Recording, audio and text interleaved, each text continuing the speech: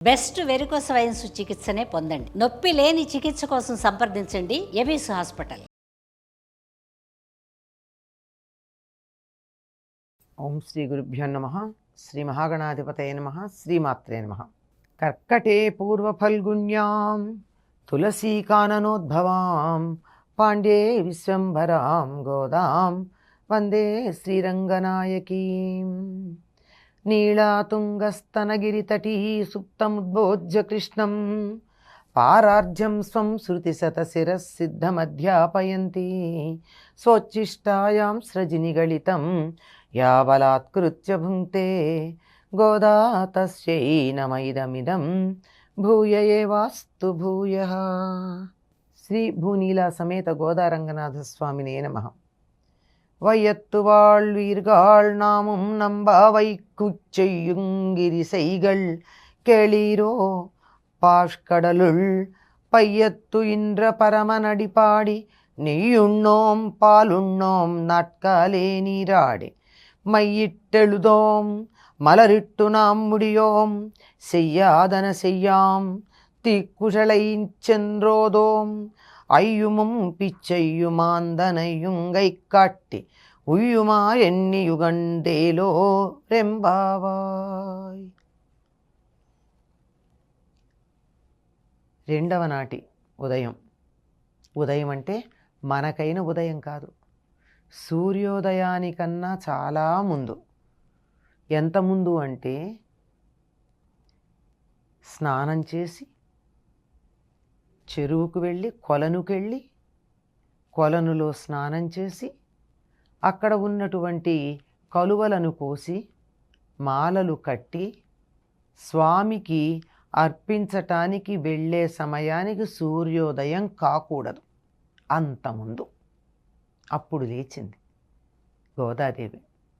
లేచి మొదటి రోజున చెలులందరినీ నిద్రలేపి తనతో పాటుగా స్వామి సేవకు తీసుకుని వెళ్ళింది. రెండవ నాడు వ్రత నియమాలు చెప్తోంది. ఏమంటుంది అంటే, ఆనందాన్ని అనుభవిస్తున్న వాళ్ళు మీరందరూను అంది. ఎందుకు ఆనందాన్ని అనుభవిస్తున్నారు అంటే, కృష్ణుడు అవతరించిన కాలంలో పుట్టి దుఃఖమయమైన ఈ ప్రపంచంలో కూడా ఆనందాన్ని అనుభవిస్తున్నారు వీళ్ళు. వీళ్ళందరూ ఆనందాన్ని అనుభవించడానికి కలిగిన కారణం ఏమిటంటే, కృష్ణుడు పుట్టిన కాలంలో. అంటే గోదాదేవి పుట్టినప్పుడు కృష్ణుడు పుట్టాడండి? కాదు కదా. తాను కృష్ణుడికి సమకాలికంగా ఉన్నటువంటి గోపికల యొక్క భావనతో తాదాత్మ్యం చెందింది. తాను గొల్లపల్లెలో ఉంది, కృష్ణుడికి సమకాలికులైనటువంటి వాళ్ళతో కలిసి ఉంది, తన భావన అక్కడ ఉంది. కనుక తనతో ఉన్న చెరులందరూ ఆ నందగోకులంలో ఉన్నటువంటి వారుగానే భావన చేసింది. గనక మీరందరూ అదృష్టవంతుల ఆనందాన్ని అనుభవిస్తున్నారు, అటు మీ అందరూ కూడా రండి. మనం చెయ్యబోయేటటువంటి ఈ వ్రతం యొక్క నియమాలు చెప్తున్నాను. ఇది లోకంలో అందరికీ చెప్తోంది ఈ వ్రత నియమాలు. ఇందులో కొన్ని అందరూ ఏ వ్రతం చేసినా ఆచరించవలసినవి, కొన్ని ప్రత్యేకంగా వీళ్ళు మాత్రమే ఆచరిద్దామని అనుకున్నవి. అందులో ఏమిటి అంటే, ఆ వ్రత నియమాలు చేసే పనులు చెప్తోంది. ఒకటేమిటి, పాల సముద్రంలో ధ్వని కాకుండా మెల్లగా పడుకున్నటువంటి ఆ పరమపురుషుని పాదాలకి మంగళం పాడతాం. పాల్కడలు, పాలసముద్రం. ఎందుకో అనేక మార్లు గోదాదేవి ఆ పాలసముద్రంలో ఉన్నటువంటి నారాయణుణ్ణే ఆరాధిస్తున్నట్టుగా మనకి సందర్భాలు కనపడతాయి. ఆ పాలకడలిపై పవలించిన స్వామి యొక్క మూర్తి మిగిలినటువంటి మూర్తుల కన్నా కొంచెం అధికంగా ఇష్టం అనిపిస్తుంది. అక్కడ ఉన్నటువంటి ఆయన పాద పద్మాలకి మేము మంగళం పాడతాం. ఎలా పాడతాం? ధ్వని చెయ్యకుండా. ఎందుకంటే నిద్రపోతున్నటువంటి వాళ్ళ దగ్గర మంచి సంగీతం పెట్టినా మెత్తగా ఉండాలి, కానీ కొద్దిగా అందులో గట్టిగా అరుపుల్లాంటివి ఉన్నా మెలకు వచ్చేస్తుంది కదా. మేము మంగళం పాడేది కూడా ధ్వని చెయ్యకుండా, ఇబ్బంది కలగకుండా పాడతాం. ఆయన పరమపురుషుని పాదాలకి మంగళం పాడతాం. ఆయనేమో అసలు ధ్వని లేకుండా పడుకున్నాడు, కాలు ఇటు అటు కదపట్లేదు, శబ్దం కూడా రానియటం. ఈ వ్రత సమయంలో మేము చేసేది ఏమిటంటే, నెయ్యున్నోం పాలున్నోం. నెయ్యి తినం, పాలు తాగం. ఏమిటిది? గొల్లపల్లెలో ఉన్నటువంటి గోవులన్నీ కృష్ణుడికి చెందినవైతే ఆ గోవుల యొక్క పాలు తాము తీసుకుంటే కృష్ణుడు సొమ్ము తీసేసుకునే వాళ్ళు అవుతారట. అందుకని నెయ్యి తినరట, పాలు తాగరట. తెల్లవారుజామునే లేచి స్నానం చేస్తాం, ఇదొకటి. కంటికి కాటుక పెట్టుకోం, కొప్పులో పూలు పెట్టుకోం. కాటిక పెట్టుకోవడం ఎందుకు మానేస్తారు? అలంకరణ చేసుకోవటం లేదు. జీవితం మీద విరక్తి కలిగిన వాళ్ళు అలంకారాలు చేసుకోరు. అంతేకాదు, కాటుక పెట్టుకున్నట్టయితే సన్నని కర్బనపు పొర కంటి పైన వ్యాపించి ఉంటుంది. చూడండి, కాటుక పెట్టుకున్నట్టయితే కంటి కొసల్లోకి ఆ కాటుకంతా పుసి రూపంలో చేరుతుంది. అంటే కంటిని శుభ్రం చేస్తుంది. అమ్మో, అసలే నల్లగా ఉంటాడు, ఆ నల్లని వాడిని చూసేటప్పుడు ఈ నల్లని పొర కాటుక పెట్టుకుంటే కనపడతాడా? ఆయన కృష్ణుని చూసేటప్పుడు మా కళ్ళకి పొర అడ్డు దేనికి అని కాటుక పెట్టుకోరట. కాటుక పెట్టుకోవడమే కాదు, పూలు కూడా పెట్టుకోరట. బృందావనంలో ఉన్నటువంటి పువ్వులన్నీ కృష్ణుడికి చెందినవి, ఆయన సొత్తు. ఆయన దగ్గర నుంచి మేమెట్లా తీసుకుంటాం? ఆయన తీసుకోమని మాకు అనుమతిస్తే మీరు పర్వాలేదు ఈ పూలు ధరించండి అంటే ప్రసాదంగా నిర్మాల్యంగా ఇస్తే తీసుకుంటాం తప్ప మా అంతట మేము ఆ పూలని ధరించం. ఇవి చెయ్యమని చెప్పినటువంటి పనులు.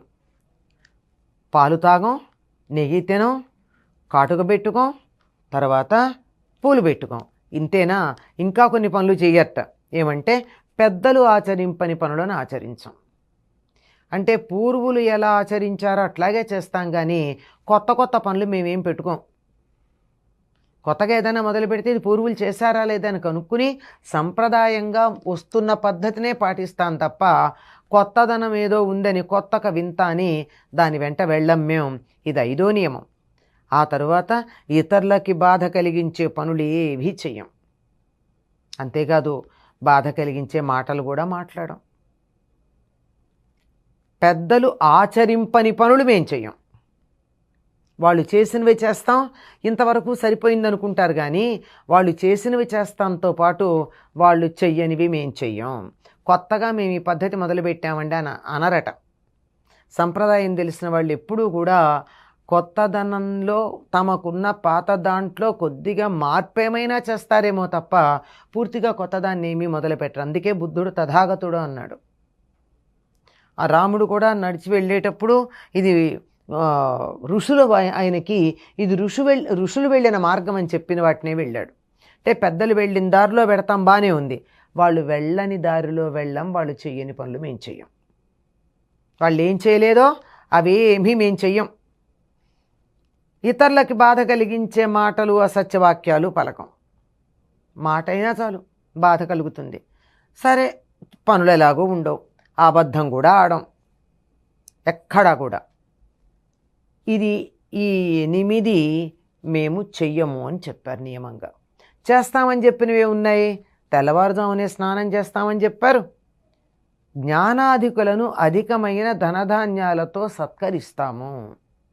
ఈ ధనుర్మాసంలో తమకన్నా ఎందులో గొప్పవాళ్ళైనా వాళ్ళకి సత్కారం చేస్తూ ఉంటాము. సన్యాసులకు, బ్రహ్మచారులకు, భిక్షకులకు వలసినంత ఇస్తూ ఉంటాం. మేము ఉజ్జీవింపజేసే విధానాన్నే పర్యాలోచన చేస్తాం. శ్రీ వైష్ణవ సంప్రదాయంలో ఉజ్జీవనము అనేటటువంటిది ఒకటి. మా జీవిత విధానంలో తాము ఉన్న స్థితి నుంచి ఉన్నత స్థితికి ఎదగడానికి కావలసినటువంటి ఒకానొక ప్రణాళికని ఉజ్జీవము అంటారండి. నిత్య జీవితంలో మనం చేసే పనులు, మన ఆలోచన విధానం, ఇట్లాంటివన్నీ ఈ ఉజ్జీవనం అనేటటువంటి దానికి మేము ఆలోచన చేస్తూ ఉంటాం. ఎందుకు చెప్తున్నానో తెలుసా? మన నియమాలన్నీ విని మీరందరూ ఆనందించండి. వీటి వల్ల మనకు ఆనందం కలుగుతుంది. 8 పనులు చెయ్యము అని చెప్పారు, ఇంకొక 4 పనులు చేస్తామన్నారు. తెల్లవారుజామునే లేస్తాము, అందరికీ జ్ఞానాధికులైనటువంటి వాళ్ళని గౌరవిస్తాము, బ్రహ్మచారులకు, సన్యాసులకు భిక్షలు ఇస్తూ ఉంటాం, పర్యాలోచన ఉజ్జీవనం అనే దాన్ని పర్యాలోచన చేస్తాం. ఇదమ్మా మనం పాటించేటటువంటి నియమాలు ఈ వ్రతంలో. శ్రీవ్రతం చేసేటటువంటి వారు వీటిని తప్పనిసరిగా పాటించాలి. కూడని 8 వర్జించాలి, కావలసిన 4 ఆచరించాలి. గోదాదేవి చెప్తూ ఉంది. ఇందులో పాలు, పెరుగు తినమని కళ్ళకి కాటికి పెట్టుకోమని, తల్లో పూలు పెట్టుకోమని చెప్పినటువంటివి ప్రత్యేకంగా ఈ వ్రతానికి సంబంధించినవైతే గోదాదేవి చేసింది. మిగిలిన నియమాలన్నీ ఏ వ్రతం చేసినా తప్పనిసరిగా పాటించాలండి. మనం ఎన్నో వ్రతాలు చేసాం, పూజలు చేసాం, ఫలితం రాలేదు అంటే ఈ వ్రత నియమాలు మనం పాటించకపోవడం వల్ల. వ్రతం చేస్తూ అబద్ధమాడినా, ఇతరులను బాధించినా, కొట్టినా, తిట్టినా ఆ వ్రతం ఫలించదు. కనుక వ్రత నియమాలు పాటిస్తూ వ్రతాన్ని మేము సత్ఫలితాలు ఇచ్చేదాన్నిగా చేసుకుంటాము అని చెప్పి చెల్లులందరితోనూ గోదాదేవి తన వ్రత నియమాల గురించి చక్కగా చెప్తూ ఉన్నది. ఆ నియమాలు కొన్ని మనం అనుసరించే ఉన్నాయి, వాటిని అనుసరించగలిగితే చాలా బాగుంటుంది. స్వోచ్ఛిష్టమాలికా బంధగంధబంధురజిష్ణవే విష్ణుచిత్తతనూజాయై గోదాయై నిత్యమంగళం. స్వస్తి.